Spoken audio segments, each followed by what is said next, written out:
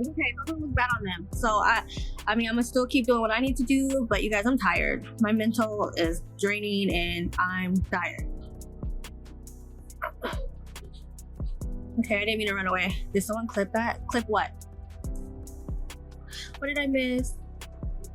Hey guys. No, he texted me, but he didn't. It has to go both ways for a visit, guys. So the judge says that we both has to be on the same agreement. So if I call and be like, hey, can I take Deshaun to lunch? And he says no, then a visit can't happen because I have to not be like too aggressive, but like more of like, okay, but like he in the paper said we need to have more time of me communicating. It's okay, guys. No, I'm not surprised. I already knew. I still gotta do my texts and make sure everything is going good.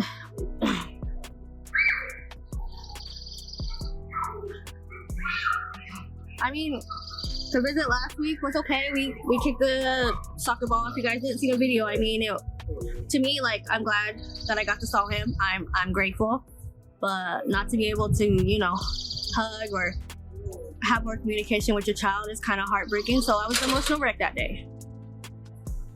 I mean, I'm not mad about the girls being at the visit. At least I get to be out of the motel room and out in some fresh air.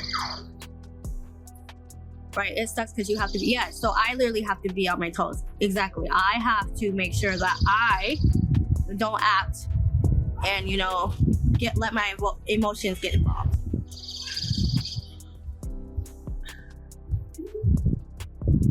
He said, guys, that Deshaun doesn't want a visit today, but it's not up to Deshaun. No, guys, again, for the ones that are coming in, I did not get to see Deshaun today. The Jenkins family drama just took a turn no one saw coming, and it's worse than ever. After finally getting a court-ordered visit with her son, Desiree had every reason to believe that maybe, just maybe, things were starting to turn around. But that flicker of hope got stomped out almost instantly, thanks to Drew and his TikTok-famous wife, Stephanie, who slid right back into their usual behavior like clockwork. And this time, they didn't even try to hide it. What was supposed to be a quiet, healing, 2-hour visit turned into another heart-wrenching disappointment. Desiree didn't even get the chance to see her son. All she got was a text from Drew saying Deshaun doesn't want to come. No context. No conversation. Just a cold message shutting it all down. But here's the thing, Deshaun isn't the one calling the shots here. The judge already made that crystal clear. These visitations aren't optional. They're court-ordered. The only valid reason to miss one is if Deshaun is tired or uncomfortable during the visit itself, not before. Not days in advance. And definitely not because someone in his circle made him feel like showing up would be a mistake. Drew isn't just supposed to allow these visits.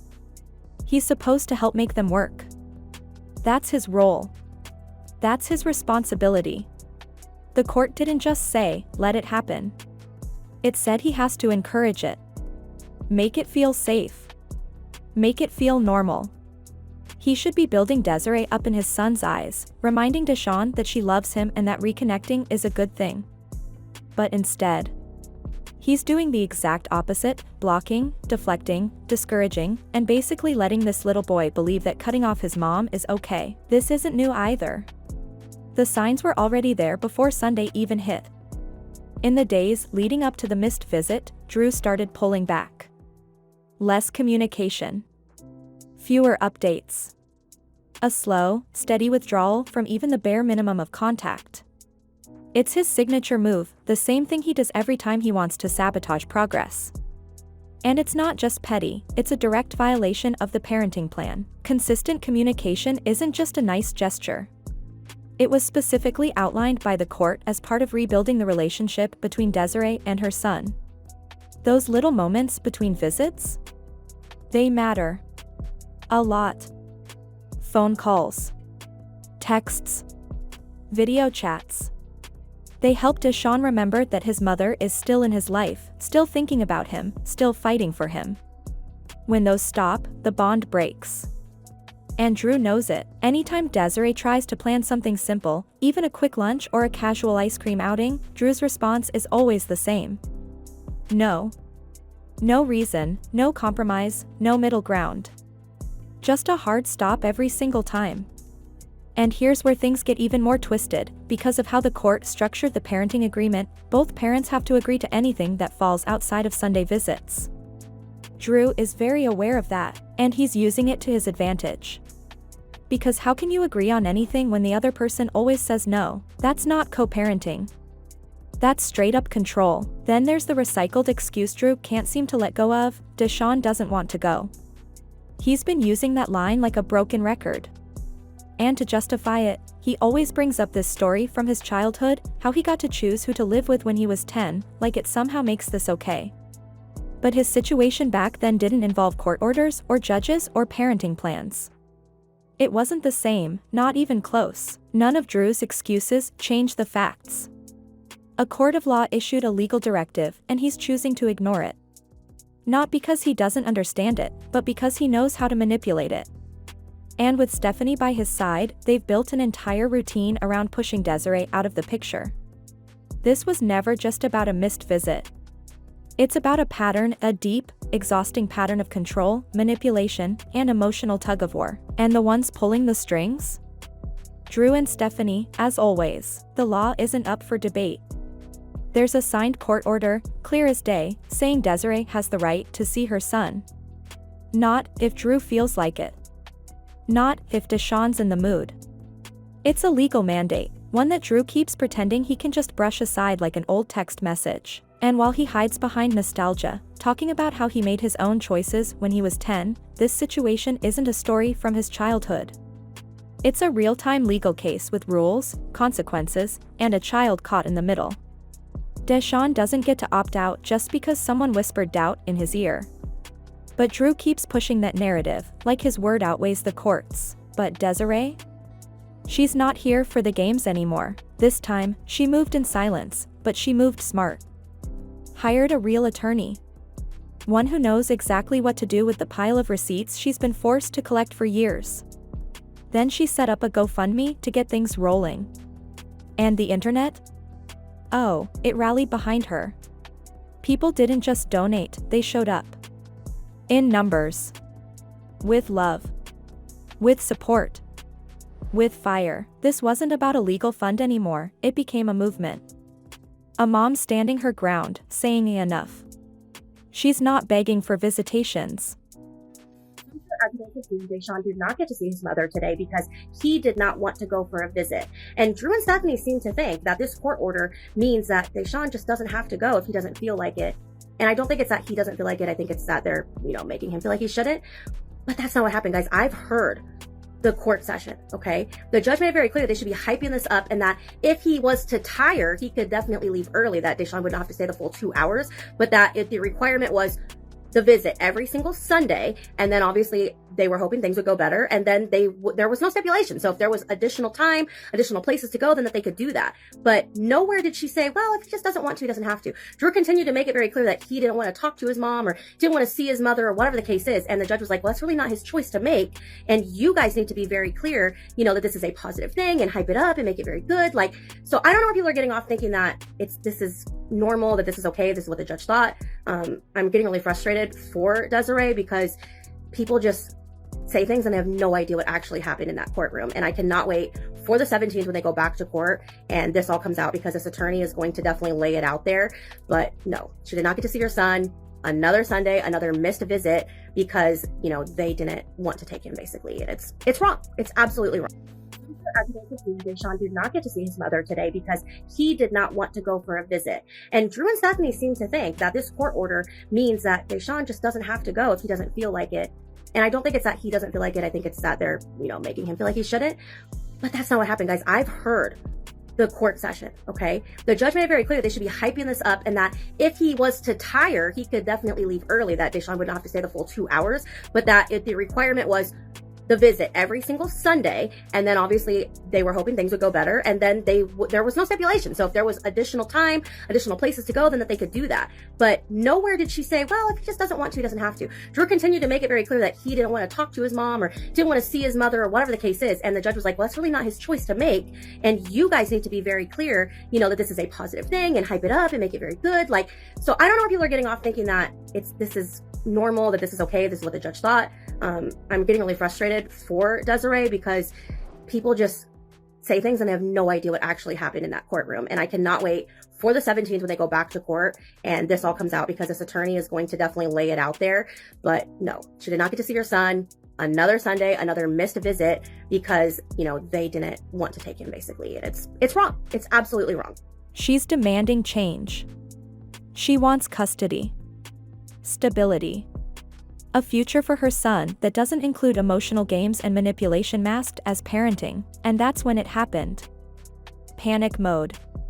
Stephanie, suddenly changing her tune like she hadn't been trashing Desiree all over social media. Like she hadn't called her a deadbeat in front of thousands. Now she's acting sweet, dropping lines like, I never kept you from him. Girl, please. The receipts are out there. You literally said the opposite on live just days ago. Then, brace yourself, Stephanie floats the idea that Deshawn could call them both a mom. After years of trying to erase Desiree from the picture entirely? After smearing her name for sport? Nah, that wasn't about unity. That was fear. Fear of losing control. Fear of facing consequences. And just when Desiree finally got the moment she fought so hard for, seeing her son for the first time in 3 long years, Drew showed up with Stephanie's daughters in tow. Like it was some family outing. 2 extra kids tagging along on what should have been a private, sacred moment between a mother and her son. Was it about giving the girls a break? Please. It was classic distraction. Drew knew what he was doing, keeping things light, noisy, chaotic. Making sure that moment didn't go too deep, too emotional, or too real. That's how they operate. Keep things controlled. Keep Desiree at arm's length, and worst of all, he recorded it. Secretly. Without telling Desiree. Then he posted it online like it was content, like a mother's raw reunion with her child was a spectacle for clicks. That's not just disrespectful. That's invasive. Cold. Cruel. And now that they're being called out, they're scrambling. Backtracking. Trying to rewrite history in real time. But the court date's coming fast, and the truth? It's louder than ever. Drew and Stephanie might have tried to control the story, but they forgot one thing: the truth always makes it to court. Let's not pretend this was some wholesome family outing. Bringing Stephanie's daughters to the visit wasn't some kind-hearted gesture. It was a calculated move, a deliberate tactic designed to take the edge off what should have been a powerful, emotional reconnection between a mother and her son. It wasn't about fresh air or a day out for the girls. It was about making sure Deshawn didn't have the emotional space to bond with his mom. That moment was supposed to be sacred. Instead, they turned it into background noise, and sadly, their plan worked. Deshawn ended up spending most of the visit chasing laughter, caught up in play with the other kids. And on the outside, sure, it might have looked picture perfect. Smiling faces, playful energy. But if you looked a little deeper, the truth was hard to miss. Desiree barely got any one-on-one time with the child she hadn't laid eyes on in 3 long years. Just 2 precious hours she had waited, cried, and fought for, diluted by distractions that never should have been there in the first place. But just when you think it couldn't get any more violating, Drew took things to a whole new level. He secretly filmed the entire visit. No consent. No warning. Just quietly pulled out his phone and hit record, capturing something deeply personal without even the decency of a heads-up. This was Desiree's first moment in years to hold her son. A moment that should have been filled with tears, connection, healing. And what did Drew do with that intimate footage? He didn't keep it private. He didn't respectfully share it with close family. He threw it online, publicly, for strangers to watch, judge, comment on, and dissect like it was a viral moment instead of a vulnerable one. Let's call it what it is. This wasn't just inconsiderate. It was a complete breach of trust. A gross invasion of privacy. It took what should have been sacred and turned it into spectacle. That video wasn't shared to cherish the moment, it was used as leverage. As a power play. And that's exactly what makes it so cruel. And just like that, the toxicity kicked right back in. The brief glimmer of peace? Gone. The moment Desiree walked away from that visit, things went straight back to square one. Drew and Stephanie wasted no time slamming the door shut. Same routine. Same story. Suddenly, Deshawn doesn't want to come. Again, let's be honest, at this point, it's their catchphrase. It's the go-to excuse they've leaned on so many times it's practically a reflex. But is that really what's happening here? Does Deshawn genuinely not want to see his mother? Or is this a child caught in the emotional crossfire of two adults who know exactly how to twist his heart? Let's not ignore the signs. The silent guilt trips. The whispered pressure. The subtle, manipulative lines like, "If you go see her, you're choosing her over us."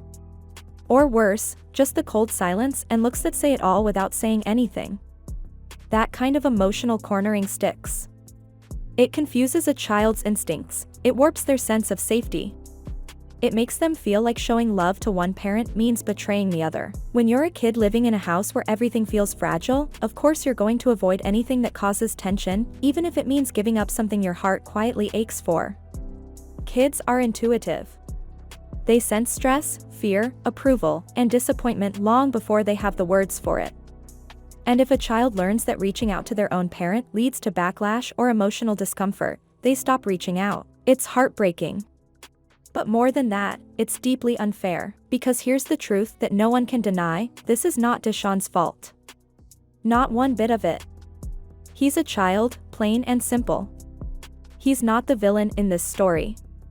He's not making calculated decisions.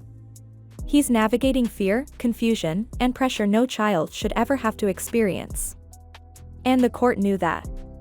The judge made it clear, his feelings matter, yes. But they do not overrule the legal structure meant to protect him. The visits are mandated for a reason. To ensure he maintains a real, unbroken bond with both parents, regardless of temporary emotions or outside interference. But instead of honoring that, what do we see? Grown adults failing him again and again. And here's where it crosses from manipulative to downright outrageous. Drew and Stephanie didn't even try to hide their behavior. They went live. On social media. Bold as ever.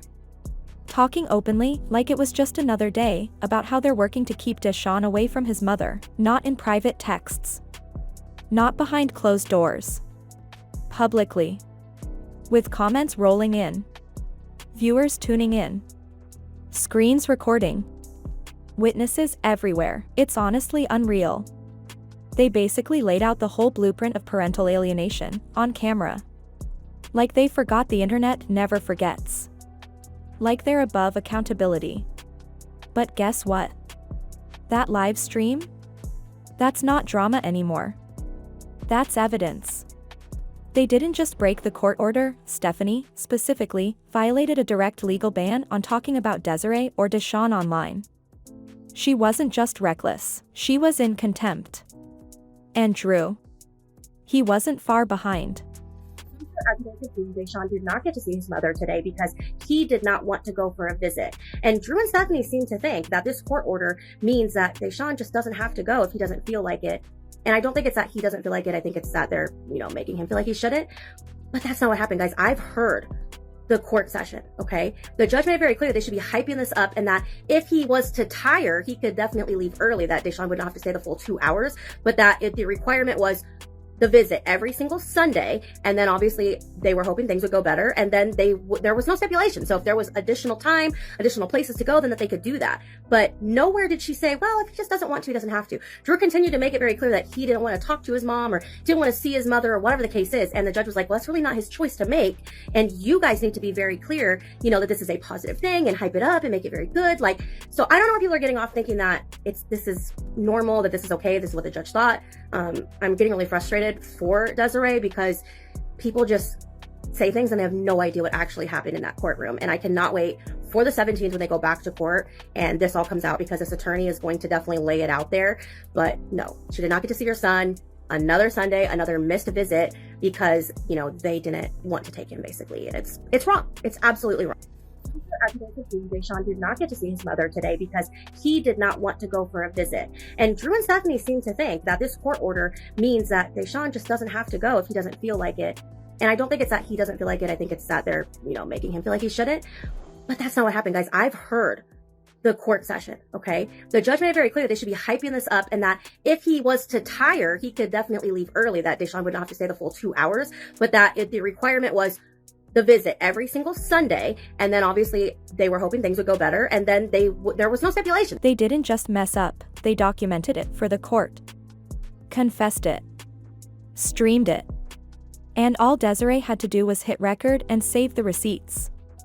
You'd think if someone was breaking the law, they'd at least have the decency to be quiet about it, right? Not Drew and Stephanie. They didn't just cross the line, they live-streamed themselves doing it like it was some kind of flex. No shame, no filters, no second thoughts, just straight up airing their whole plan to keep Deshaun away from his mother, with thousands watching and the receipts stacking up in real time. It wasn't a leak. It wasn't speculation. It was a full-blown confession, broadcasted live with comment sections lighting up and screen recordings flying left and right. No effort to hide it. No effort to spin it. Just pure, unapologetic chaos. Let's talk facts. Stephanie has a court order that strictly bars her from ever talking about Desiree or Deshaun online. That order is not a request, it's a legal directive, with a judge's signature and everything. And what does she do? Exactly the opposite. She hops on live, ranting about Deshaun, the parenting drama, even the castle situation like it's story time instead of a violation. Violation 1, clear. Obvious. Stamped. Now for the kicker, violation 2. This time, they didn't just break the rules, they spelled out their entire game plan on camera. Admitted, with zero shame, that they're actively working together to block Desiree from her son. And that's not petty. That's not drama. That's deliberate, strategic alienation of a parent, a child's right to love both parents being ripped away right in front of us. And they practically gift-wrapped that confession for the court. No need for a long investigation. The judge doesn't have to guess, doesn't need to sort through mixed narratives. Everything's right there, crystal clear, with timestamps and video proof to back it all up. It's reckless. It's smug. And honestly, it's going to blow up in their faces, because July 17th? That's no ordinary court date. That's when it all comes to a head. After months, no, years, of ignoring court orders, twisting Deshaun's emotions, violating his privacy, and weaponizing social media, Drew and Stephanie have officially built the case against themselves. Step by step. Post by post. Violation by violation. And Desiree? She's not showing up empty-handed. She's showing up with a full arsenal of footage, screenshots, text chains, live stream clips, sworn witnesses, transcripts, everything. All the evidence is there. And her legal team knows exactly what to do with it. This isn't about winning an argument. It's about ending a nightmare. At the heart of all this mess is a little boy who's just trying to grow up in peace. He's been pulled in every direction, fed lies, denied contact with his mom, and made to believe that love is conditional. That seeing his mother means he's somehow betraying the people he lives with. Deshaun deserves better. A real home. A calm, healthy space where he's not being used as a prop in some twisted power struggle. And from the looks of it, that future might finally be within reach. But let's not pretend this is all tied up in a bow just yet. People are still asking the hard questions. Will Desiree walk out of court with full custody and finally give her son the stability he's needed all along? Will Drew vanish once the control slips away? And is this toxic circus finally about to collapse under the weight of its own lies? Because here's the truth, this court hearing isn't just another step. It's the finale. The last showdown. And depending on how it plays out, it could change everything. So talk to me in the comments. Do you actually believe Drew is doing this out of love for Deshaun? Or is he just clinging to control while Stephanie calls the shots behind the scenes? Because from where we're standing, it's clear as day, the priority hasn't been Deshawn. It's been power, image, and spite. And the person paying the highest price is a child who didn't ask for any of this. Let me know your take. Spill your thoughts, drop your predictions, and don't hold back, because this saga? It's far from over. And babe, if you thought this chapter was wild, just wait till what's coming next. It's about to explode.